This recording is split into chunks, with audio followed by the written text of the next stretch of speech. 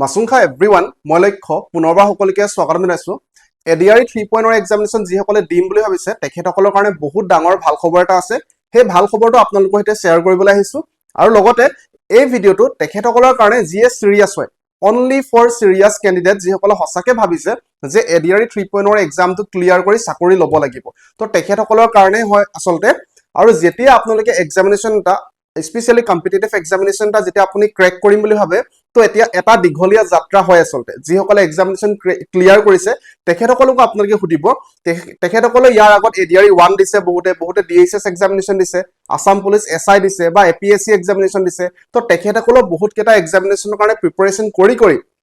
হেখত ADRE 2 পাইছে বা বেলেগ কম্পিটিটিভ এক্সামিনেশ্যন এটা ক্ৰেক কৰিছে তো এটো আমি মনত ধৰি ল'ব লাগিব যে এক্সামিনেশ্যন যেতিয়া আমি প্ৰিপাৰেচন কৰিম তো এই যাত্ৰাটো অলপমান কষ্টকৰ হয় সেই কষ্টৰ মাজত আমি কৰি যাব লাগিব আৰু সন্দেহ সেই যেতিয়া যাত্ৰাটোত আপুনি থাকিব সেই যাত্ৰাটো সন্দেহ আহিবই যে মই যিখিনি পঢ়ি আছো মই ৰাইট ডাইৰেকশনত গৈছো নাই তো হেতু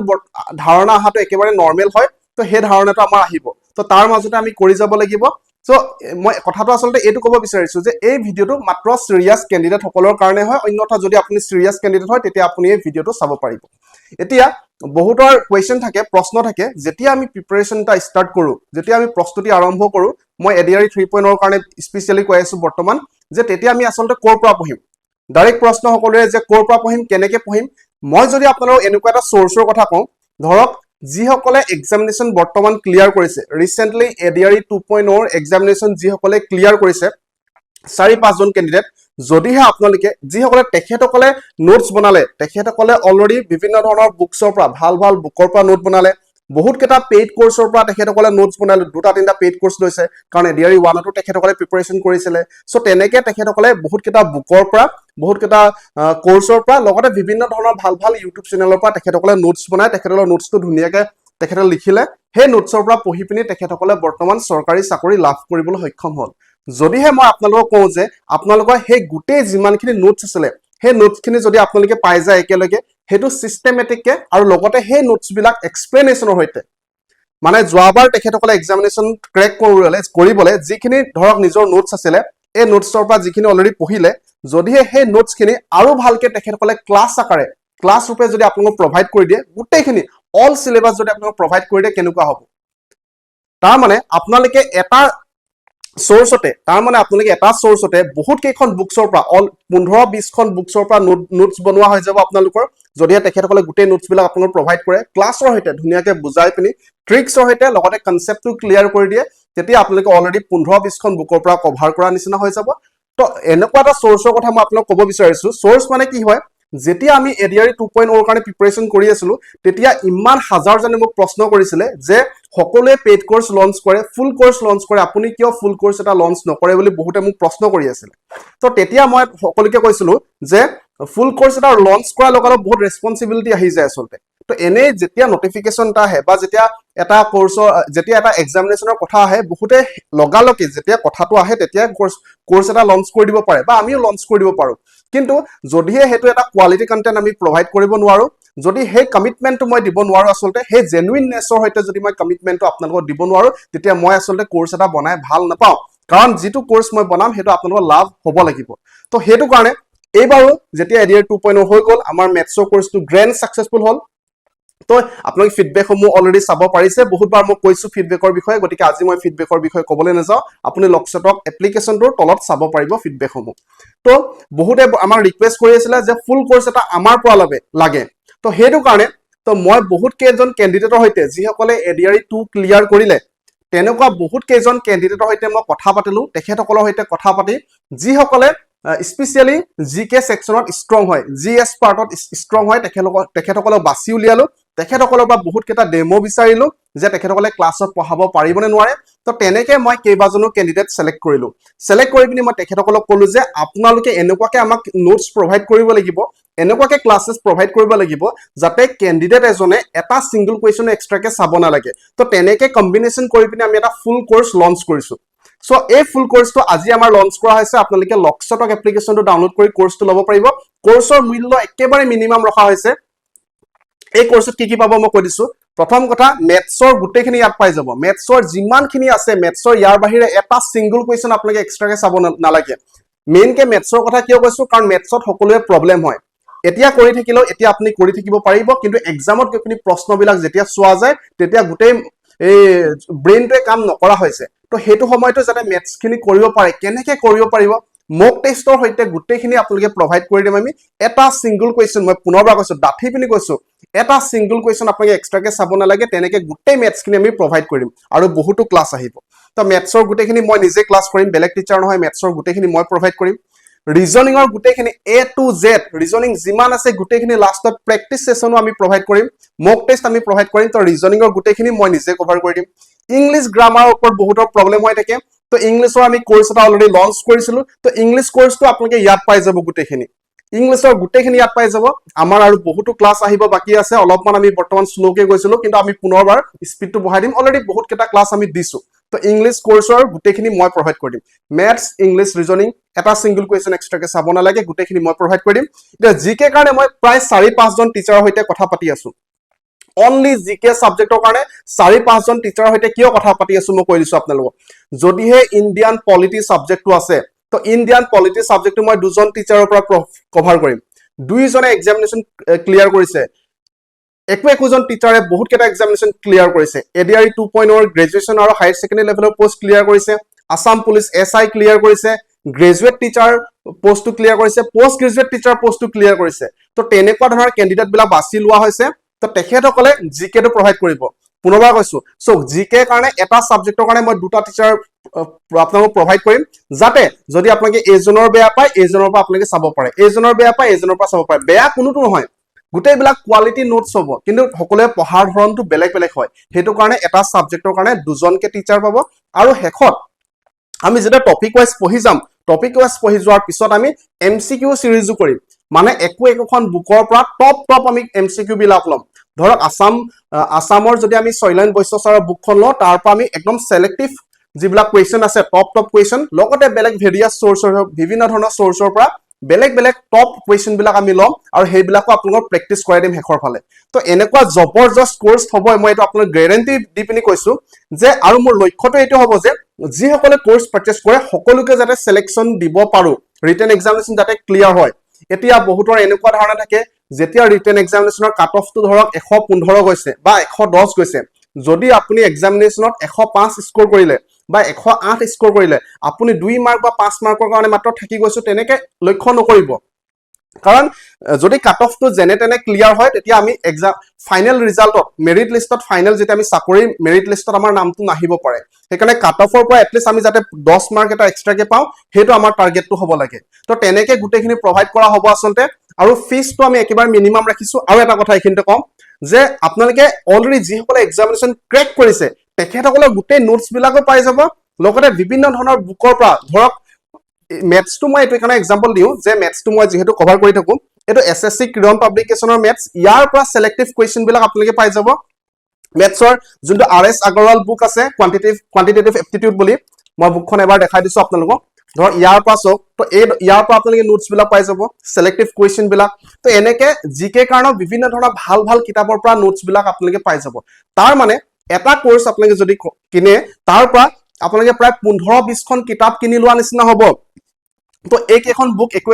এখন বুকত প্ৰায় 500 টকা 600 টকা এইখন যদি আপোনালোকে চাব যায় এইখন প্ৰায় আমাৰ 700 টকা হয় তো এই বুকখন এখনতে 700 টকা হয় তো তেনেকে প্ৰায় 15-20 খন আপোনালোকে কিতাপ কিনি লোৱা নিচিনা হ'ব আৰু লগতে তেখেতসকলৰ নোটছ বিলাক পাই যাব ভালকে ক্লাছ বিলাক পাই যাব ক্লাছটো এক্সপ্লেনেশন হৈতে কনসেপ্টটো ক্ৰিস্টেল ক্লিয়াৰ হৈতে তো হেখিনি আপোনালোকে পাই যাব এতিয়া ফিজটো কিমান হ'ব তো মই প্ৰথমত ভাবিছিলো যে ফিজটো এনেকুৱাকে ৰাখিম প্ৰথমত মই ধৰিছিলো যে 18 মাহৰ কাৰণে আপোনালোকৰ ভ্যালিডিটি আজি পাৰচেজ কৰা দিনৰ পৰা 18 মাহৰ কাৰণে থাকিব তো আপোনালোকে নিজে চিন্তা কৰক এবছৰৰ কাৰণে নহয় 18 মাহৰ কাৰণে মই কৰি দিছো ঠিক আছে মই 18 মাহ নহয় 20 মাহৰ কাৰণে কৰি দিছো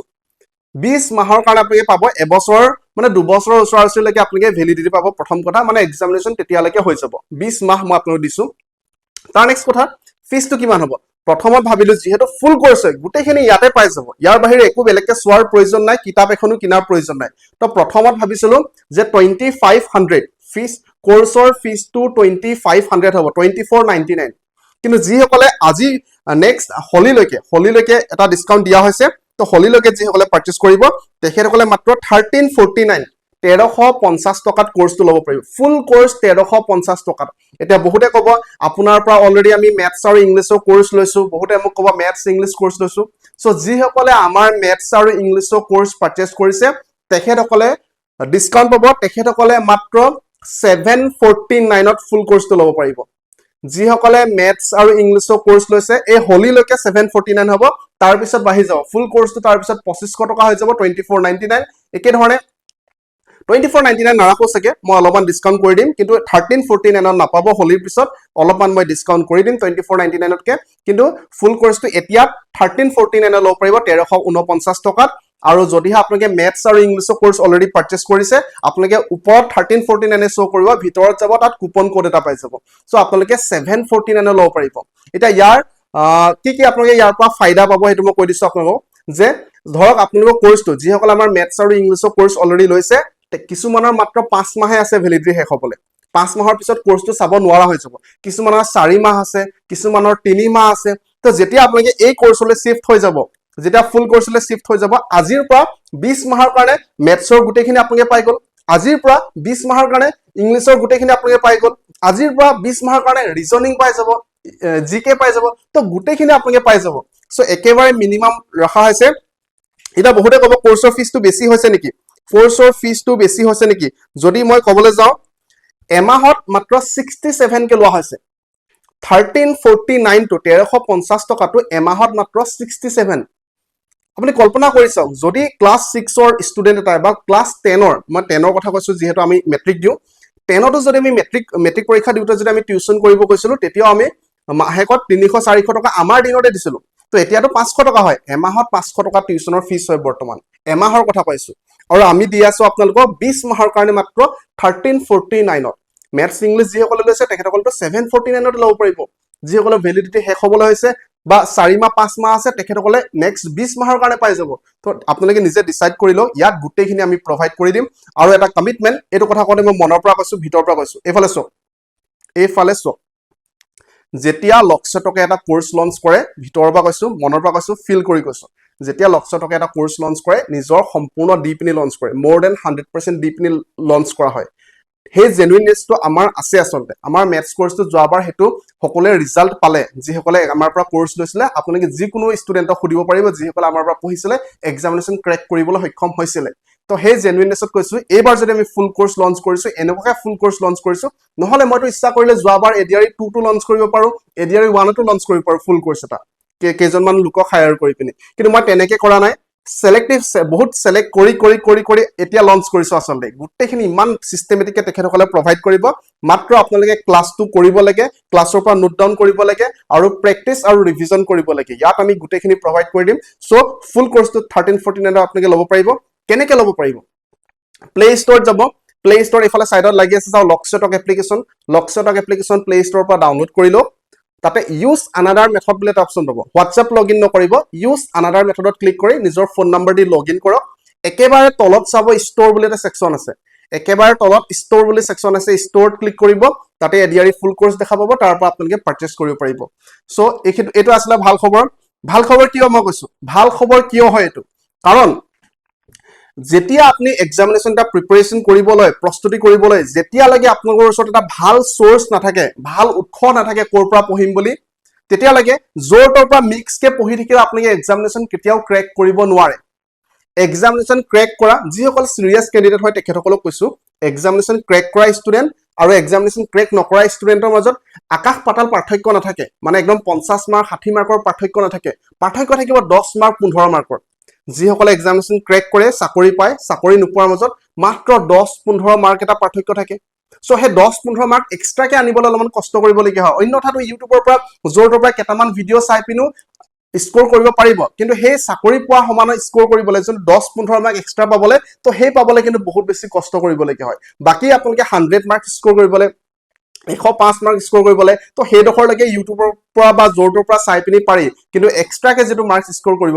লগিয়া হয় তাৰ কাৰণে ভাল সোৰ্স এটাৰ প্ৰয়োজন হয় আৰু হেতু কাৰণে আসলে আমাৰ কোৰ্সটো লঞ্চ কৰিছো তো ইয়াত আপোনালোকে ম্যাথছ মই কেনেকে পঢ়াও আপোনালোকে গম পায় ইংলিশ মই কেনেকে পঢ়াও গম পায় মই ৰিজনিং কেনেকে পঢ়াও আপোনালোকে গম পায় বাকি যিসকল টিচাৰ আছে তেখেতসকলেতো একদম মানে best of the best teacher লোৱা হৈছে যিসকলে এক্সামিনেশন ক্ৰেক কৰিছে ৰিসেন্টলি আৰু তেখেতসকলে বহুত ৰিকুৱেষ্ট কৰাৰ পিছতহে আচলতে মোৰ লগত এই ক্লাছখিনি কৰিব লৈছে বহুত ৰিকুৱেষ্ট কৰিছোঁ তেখেতসকলক কাৰণ বহুত কেইজন মই কেণ্ডিডেট পাইছিলোঁ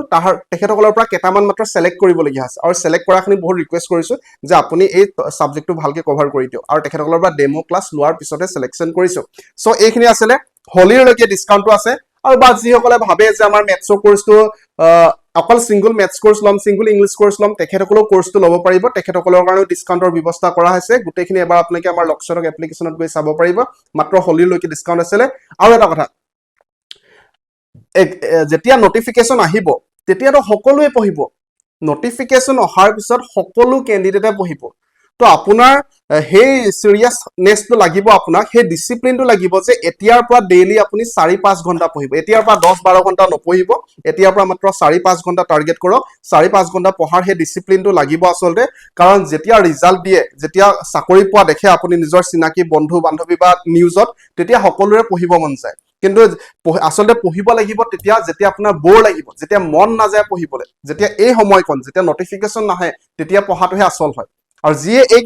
চিৰিয়াছনেছটো ৰাখিব এই ডিচিপ্লিনটো মেইনটেইন কৰিব কনচিষ্টেঞ্চি ৰাখিব তেখেতসকলেহে এক্সাম ক্ৰেক কৰিবলৈ সক্ষম হয় চ' বাকী সকলোকে শুভেচ্ছা জ্ঞাপন কৰিছোঁ কিবা যদি আপোনালোকৰ ডাউট আছে কনফিউজন আছে আমাৰ এই নাম্বাৰ স্ক্ৰীনত দিয়া নাম্বাৰ হোৱাটছআপ কৰিব কাইণ্ডলি হোৱাটছআপ কৰিব যদি হোৱাটছআপ কৰে মই ৰিপ্লাই কৰিব পাৰোঁ ফোন কৰিলে প্ৰতিটো সময়ত ৰিচিভ কৰিবলৈ অসুবিধা হয় আৰু মই নিজে ৰিপ্লাই কৰোঁ মই নিজে ফোনো ৰিচিভ কৰোঁ মই নিজে হোৱাটছআপৰ ৰিপ্লাই কৰোঁ বেলেগ কোনো নাই আমাৰ টীমত বহুত মানুহ আছে কিন্তু তেখেতসকলক কিয় নিদিওঁ আপোনালোকে ডাইৰেক্ট যাতে মোৰ লগত কথা পাতিব পাৰে সেইকাৰণে হোৱাটছআপত ডাইৰেক্টলি মই ৰিপ্লাই কৰোঁ কেতিয়াবা দুই এজন টীমৰ মেম্বাৰ ৰিপ্লাই কৰে মেক্সিমাম টাইমত 90% টাইমত মই নিজে ৰিপ্লাই কৰোঁ